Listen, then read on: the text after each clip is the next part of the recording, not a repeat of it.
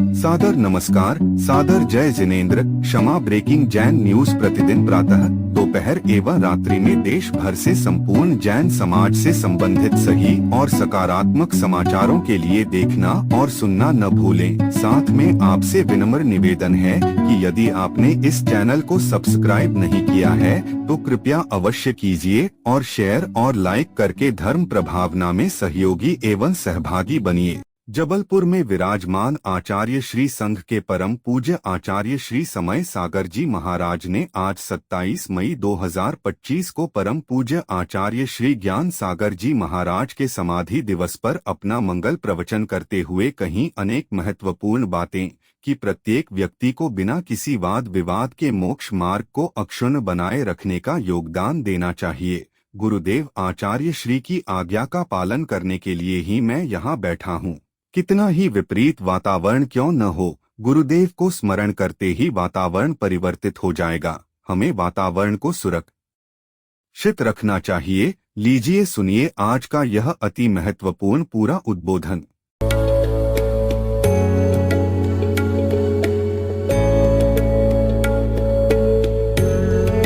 एक ऐसी संस्था जो जैन आगम के पथ पर बढ़ने वाले साधुओं की सेवा में दे रही है अपना योगदान और उनके आहार विहार में निभा रही है अपनी अहम भूमिका। साधु सेवा धाम भगवान पार्श्वनाथ धाम काकोरी लखनऊ जो विहार न करने वाले साधुओं के आहार एवं विश्राम की कर रही है संपूर्ण व्यवस्था। आप भी ऐसी ही संस्था के साथ जुड़कर करें अपनी चंचला लक्ष्मी का सदुपयोग। एक दिन का आहार मात्र 2100 रूपए एवं आजीवन 11,000 रूपए। इसके अलावा वर्ष में 2 दिन आपकी ओर से आहार एवं आपका नाम शिलापट पर किया जाएगा अंकित। Bank details Bhagwan Parshvanath Dham trust, bank of Baroda, Chowk branch Lucknow. खाता संख्या 064501000291154। IFSC code BARB0 LUCKNO। दान राशि एवं अधिक जानकारी के लिए संपर्क करें 7007783995 9452017984।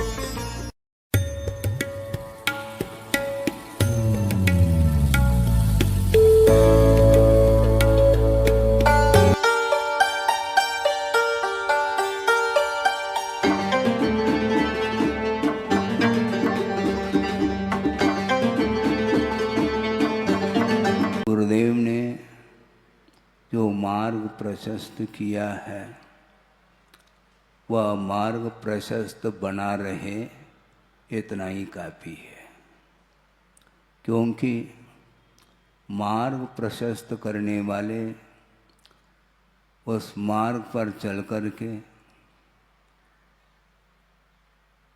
और हृदय से आत्म साधना करते हुए विश्व को मार्ग दिखाया है और हमें दिखाना नहीं, मात्र चलना है। हम चलने का प्रयास करें तो वह मार्ग सुरक्षित रह सकता है। मार्ग की व्याख्या करना साहित्य के आधार से, कलाओं के माध्यम से उस मार्ग को बताना अलग वस्तु है, किंतु उस मार्ग पर चलते हुए आत्मा का दर्शन करना वस्तुतः वह प्रशस्त मार्ग माना जाता है। ज़्यादा समय नहीं है, काफ़ी समय हुआ है, लेकिन फिर भी साल में एक बार कम से कम आयोजन की अपेक्षा से स्मरण करने का अवसर मिलता है। वैसे प्रतिदिन गुरु का स्मरण हम और आप लोगों को करना चाहिए। सामूहिक रूप से प्रभावना का अंग बनता है और दिगंत तक वह मार्ग की प्रभावना बढ़ती चली जाती है।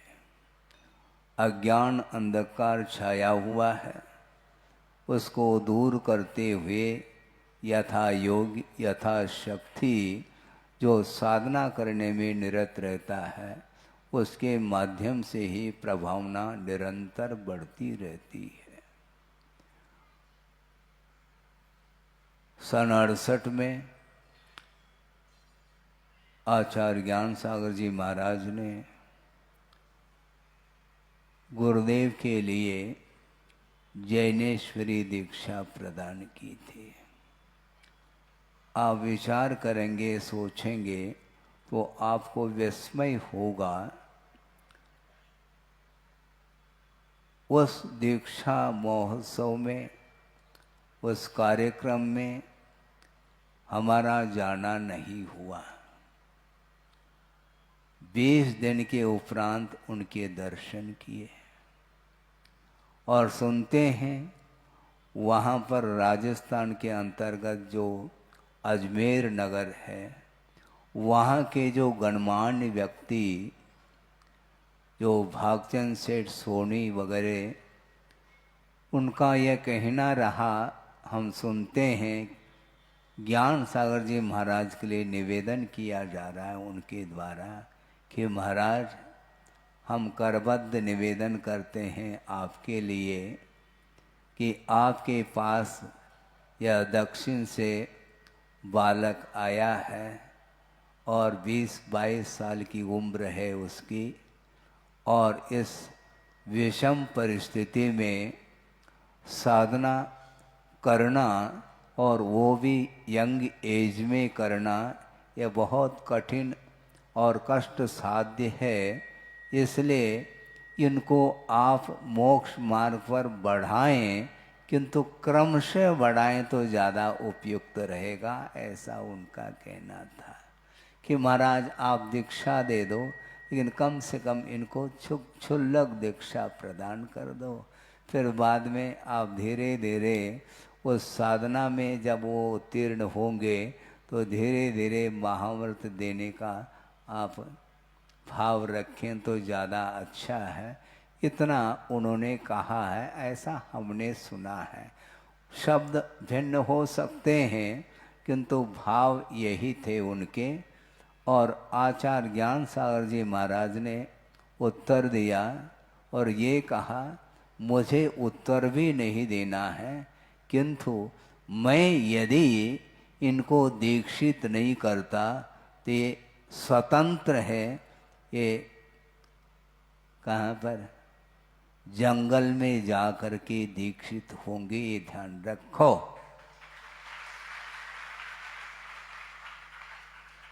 क्योंकि जिसके जीवन में वैराग उमड़ रहा होता है, उस वैराग को कोई भी रोकने वाला नहीं।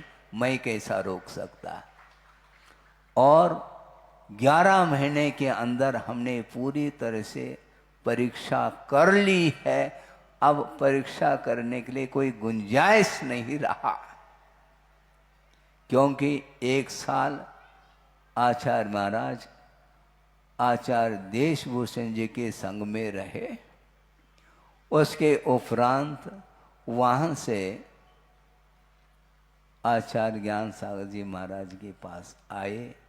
और यह भी प्रसंग हमें सुनने को मिलता है, आचार्य देशभूषण जी का संघ बहुत बड़ा संघ था और उसमें प्रायः वृद्ध साधु ही साधना में रत रहते थे।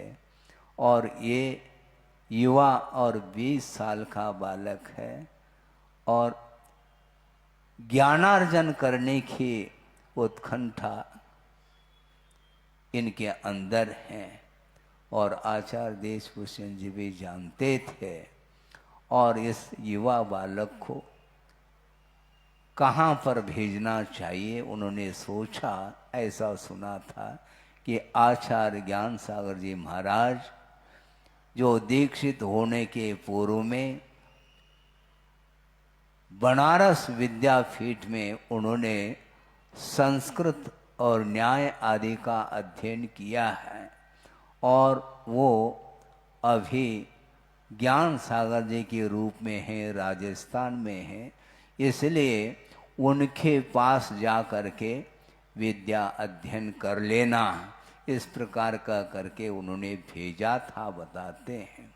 और वहाँ से आकर के आचार्य ज्ञान सागर जी के चरणों में नतमस्तक हो करके बोल रहे हैं। कौन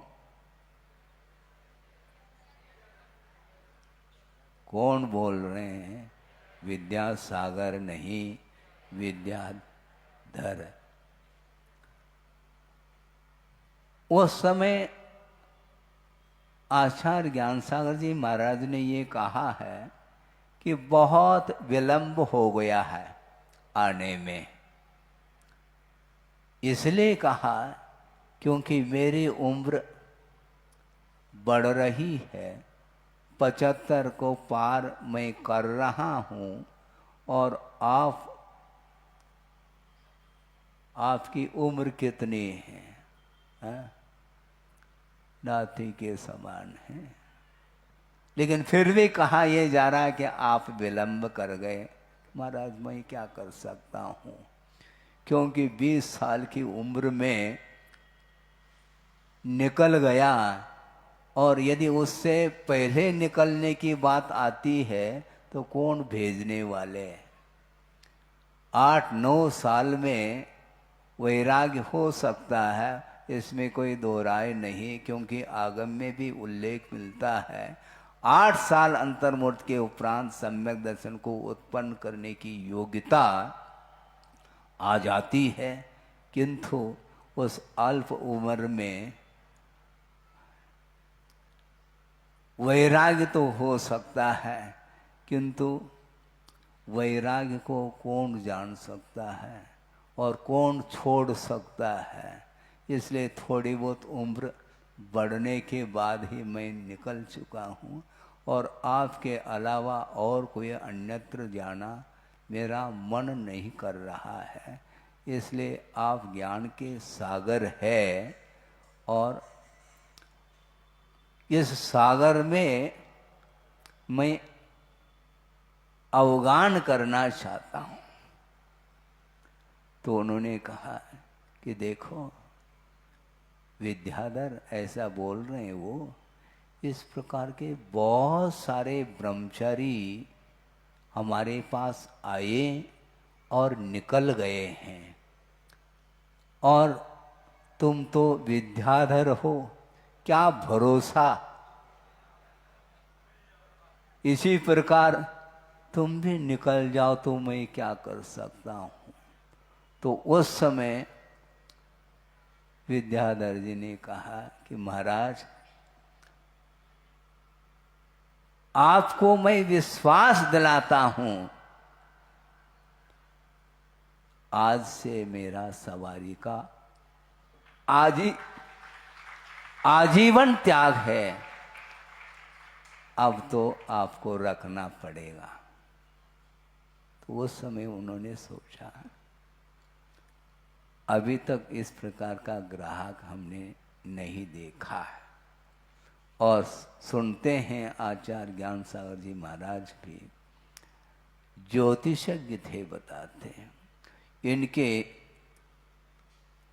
जीवन के विषय में उन्होंने आद्योपांत अध्ययन कर लिया था, और उन्होंने सोचा ये बहुत अच्छी घड़ी है, अच्छा अवसर है, इसको चूकना नहीं चाहिए। और 11 महीने के अंदर उन्होंने पूरी तरह से परीक्षा कर ली, और गणमान्य लोगों को कहा ये तुम्हारा विषय नहीं, ये मेरा विषय है, इसको रोक नहीं पाओगे।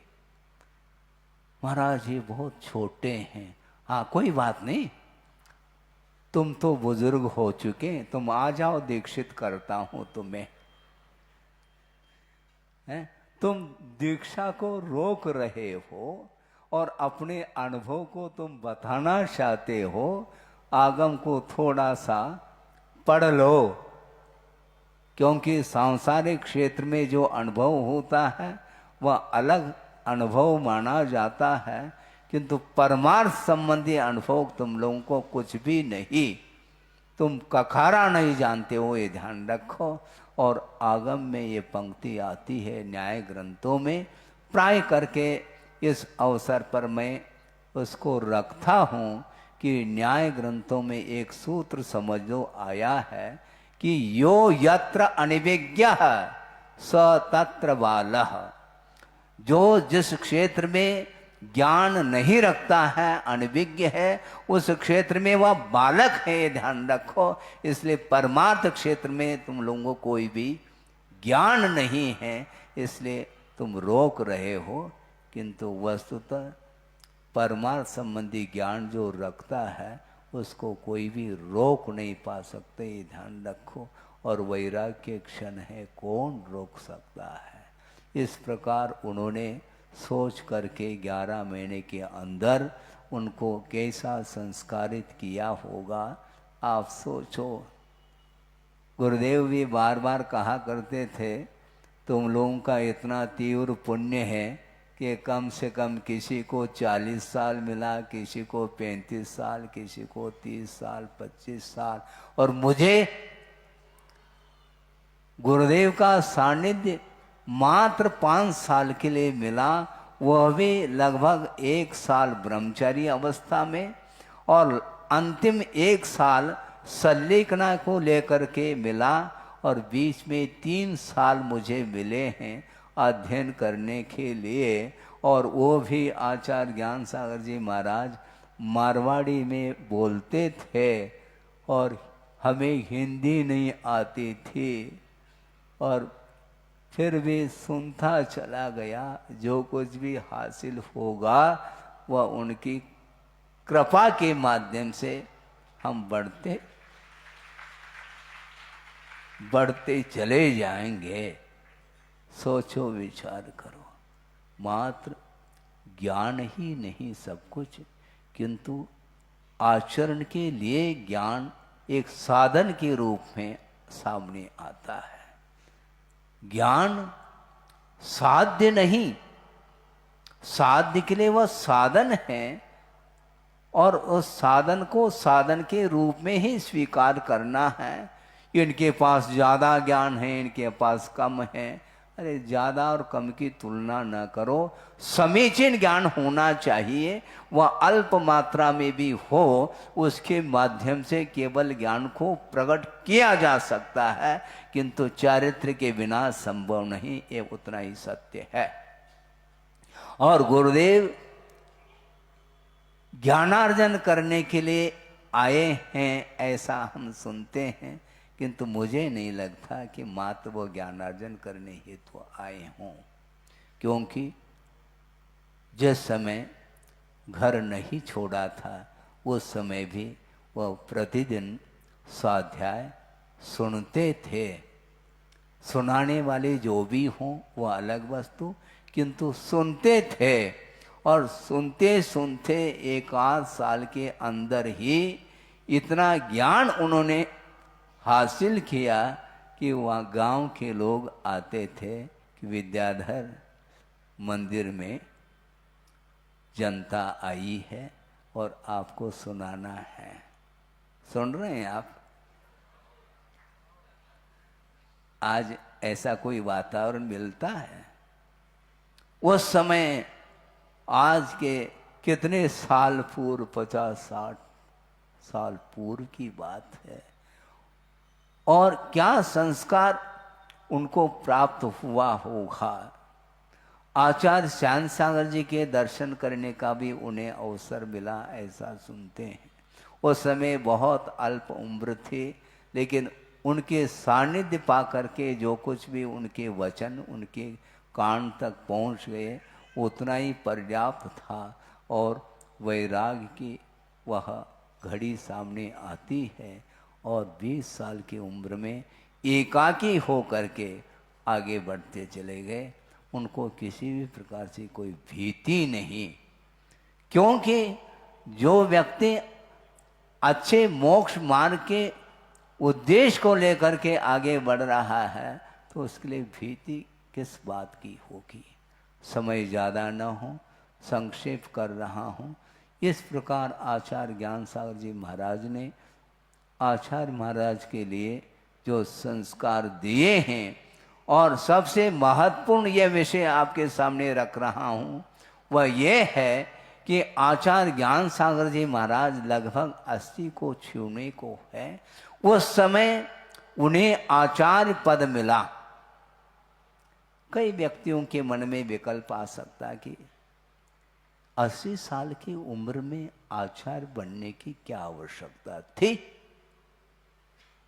बिल्कुल आवश्यकता थी। वो आचार्य पद पर आरूढ़ नहीं होना चाहते थे, किंतु एक बालक जो नवदीक्षित है उनको प्रदान करना है।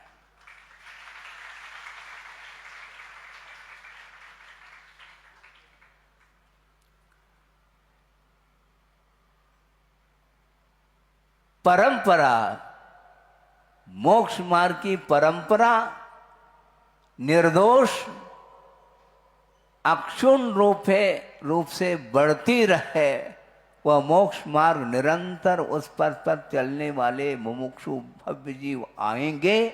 उनका यदि कल्याण होगा तो इसी आचार्य पद के माध्यम से होगा। इसलिए उनको देने के दृष्टि से उन्होंने स्वीकार किया था, लेने के दृष्टि से नहीं। और 5 साल के अंदर दीक्षित करके, शिक्षित करके, संस्कार दे करके अंत में उन्होंने कहा कि देखो ये काया जर्जर हो रही है और आगम की आज्ञा है कि संघ को छोड़ करके किसी अन्य संघ में जा करके निर्यापक जो होंगे आचार्य के रूप में, उनके सानिध्य में संलेखना समाधि करने की आज्ञा आगम की है, किंतु एक्सेप्शन कोई वस्तु हुआ करती है। मेरी क्षमता अब सुदूर जाकर के किसी आचार्य के पास जाकर के संलेखना करने की क्षमता इस काया में नहीं रही, इसलिए दीक्षित किया, शिक्षित किया, संस्कार दिए और अनुभव आया है। एक और मैं अनुभव देना चाहता हूं कि समाधि का भी अनुभव आपको प्राप्त हो। इस दृष्टि से आपको मेरी संलेखना पूर्वक समाधि आपको करानी पड़ेगी। इस प्रकार जब कहा तो उस समय गुरुदेव ने कहा कि महाराज आप ये क्या कह रहे हैं, मैं तो केवल आत्म साधना कर सकता हूँ, इतने मेरे अंदर क्षमता है, किंतु आप ये जो भार देने की बात कर रहे हैं और इस भार को उठाने की क्षमता इस बालक के अंदर नहीं है। तो गुरुदेव कहते हैं क्षमता जो रहती है वह स्वयं को पकड़ में नहीं आती, और मुझे पूरा का पूरा अनुभव है और मैं जो अनुभव के साथ कह रहा हूँ और उसके लिए आपको मौन रूप से ही सही स्वीकृति देनी पड़ेगी, क्योंकि उसके बिना यह मार्ग चलने वाला नहीं। तो उसके उपरांत जब गुरुदेव कह रहे हैं तो गुरुदेव की आज्ञा का उल्लंघन करना संभव नहीं। इस प्रकार समझ करके उन्होंने मौन रूप से स्वीकृति दी और स्वयं आचार्य ज्ञान सागर जी महाराज ने नशीराबाद में 1972 में इस पद को आचार्य गुरुदेव के लिए उन्होंने समर्पित कर दिया और कहा कि अब कुछ नहीं चाहिए, कोई इच्छा नहीं है। और उस समय आचार्य महाराज कह रहे हैं कि महाराज आप इस प्रकार संलेखना की ओर आगे बढ़ रहे हैं, मेरा क्या होगा। तो गुरुदेव आचार्य ज्ञान सागर जी महाराज ने कहा कि विकल्प नहीं करो,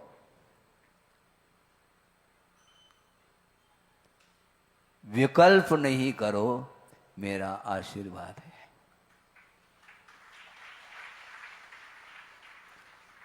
उन्होंने ये कहा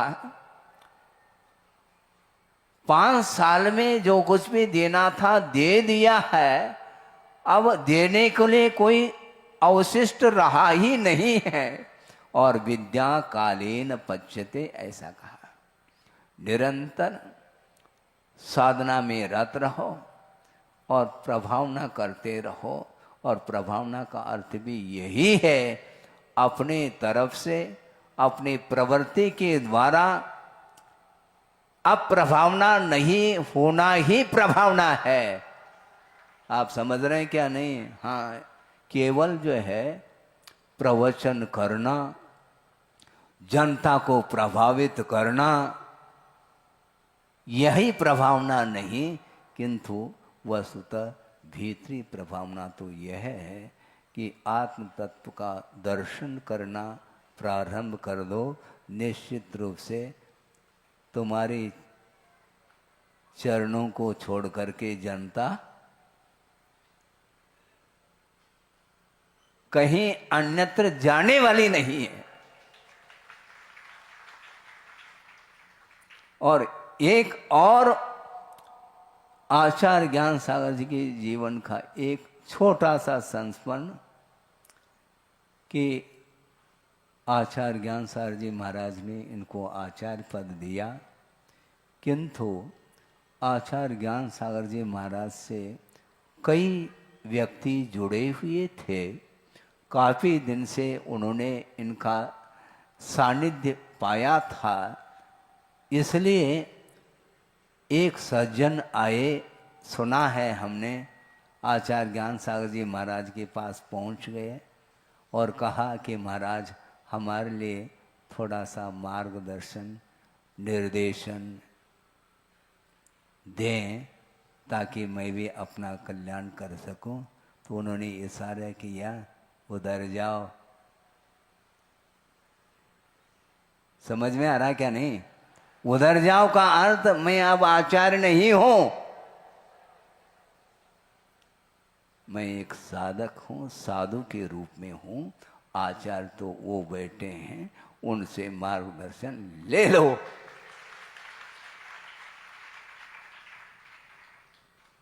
सोचो, विचार करो, कितना वर्णन करें, मन डूबना चाहता है। और डूबते रहो। गुरुदेव ने कहा व्याख्यान करने के लिए बहुत समय अल्प मिलता है और व्याख्यान हम कर ही नहीं पाते हैं। 10:20 हुए हैं। आप लोगों को सोचना चाहिए, जब गुरुदेव के सानिध्य में, उनके संग में मेरा प्रवेश हुआ, उस समय गिनती के ब्रह्मचारी थे, 2-3 ब्रह्मचारी। उस समय मैं भी शामिल हुआ और योग सागर जी निर्यापक, वो भी संग में, दोनों एक साथ प्रवेश हुआ। उस समय देखा 4-5 ब्रह्मचारी हैं और एक क्षुल्लक थे और आचार्य महाराज, और कोई भी संग नहीं। और आज देखते हैं तो क्या देख रहे हैं आप?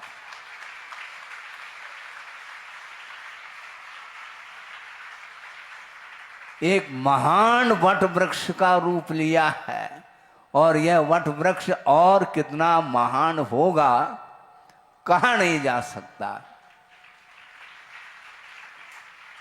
एकाकी हो करके उन्होंने साधना की और उस साधना के माध्यम से कितने लोगों के जीवन में परिवर्तन आया है, आप सामने देख सकते हैं। नवयुवक और ये बहनें बैठी हैं यंग एज में। सोचो, विचार करो। आप कहते हैं महाराज पंचम काल, हाँ पंचम काल कहो या छठा काल कहो, लेकिन ये ध्यान रखो गुरुदेव के संस्कार जिन्होंने पा लिए हैं, अब उनके लिए कोई भी कठिनाई नहीं होगी। कितना भी विपरीत वातावरण भी क्यों न हो, गुरुदेव को स्मरण करते ही वह सारा का सारा विपरीत वातावरण परिवर्तित हो जाएगा। अच्छा वातावरण निर्मित करके गए हैं, उस वातावरण को हमें सुरक्षित रखना चाहिए। आप लोगों के लिए विशेष रूप से हमारा कहना है, और मैं इसलिए कह रहा हूं क्योंकि गुरुदेव की आज्ञा है, और उस आज्ञा का पालन करने के लिए मैं यहां पर बैठा हूं।